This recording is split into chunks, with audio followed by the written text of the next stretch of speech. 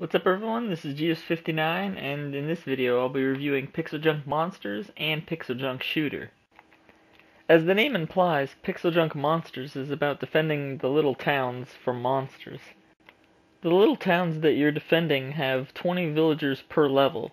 You use your money to build towers and take down the monsters before they get to the village.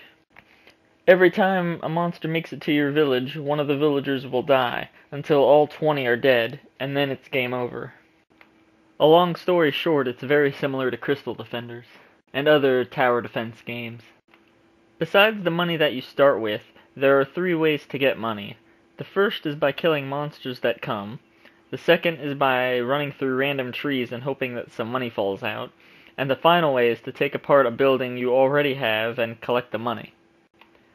There are a good amount of buildings to make in this game, as there are a different variety of monsters.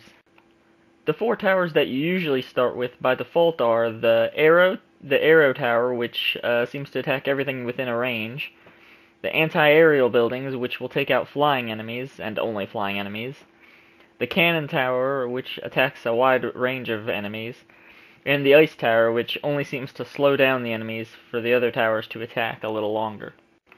Using the in-game currency, you can buy other towers as well. There are 10 different types of towers in all, each with their own ability. While collecting money, you can also collect gems. Gems are needed in order to unlock new towers as well as upgrading the range of existing towers. One thing I don't like in this game is when you use gems to buy a new tower, you only get it for that level. You don't get to keep it for the next level, or even the same level, win or lose. But I guess that's part of the challenge. Some stages will have certain challenges. For example, one stage will give you a certain amount of money, and that's all the money you can use instead of getting money from enemies. There's a good enough variety in this game to keep players interested. Another thing that I don't like personally is how slow the main character moves. He runs like he crapped himself, and in a game where the enemies are coming and time is everything, it's something that I would have liked to see improved a little bit.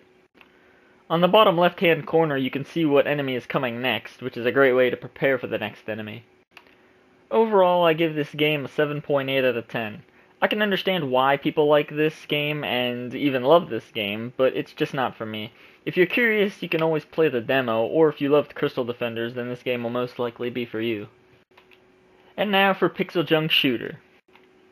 When I first downloaded this game, I thought it was going to be a classic side shooter game where you usually go from left to right. In a way, I'm glad I was wrong. Instead, you're rescuing workers, blasting enemies, and looking for resources.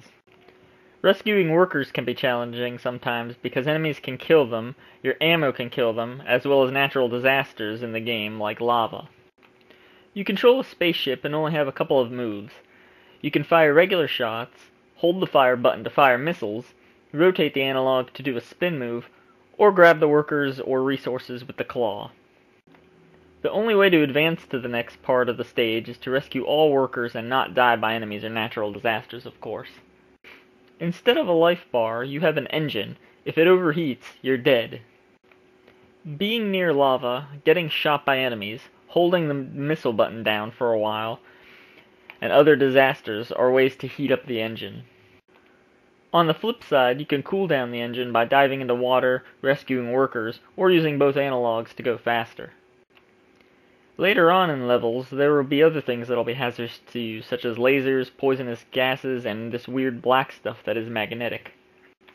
Getting a certain amount of resources is required in order to advance to the next actual level.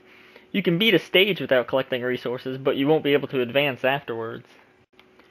Once you have enough resources and advanced farther in the game, you will fight a boss at the last part of the level. The bosses are just fun enough to battle against. They're big and they always have a weak spot to find. To add variety in this game, they also have suits for your ship. A water suit will enable you to get rid of lava, and a lava suit will do vice versa. An inverted suit will also make lava helpful and water harmful to you. What I like about this game is that it's simple. It's like the good old 16-bit era days. You just rescue workers and blast through enemies. Later on, you cannot just blast through everything. Sometimes if you do, you might end up being stuck and will have to restart a level. Most levels have at least one secret room, so try to look around as much as you can. One thing I don't like in this game is it's actually pretty short. By the time you get used to things, it's over. Overall, I give this game an 8.4 out of 10. It's a fun and simple game with some good taste in music. At least there's a sequel, so you can continue the game.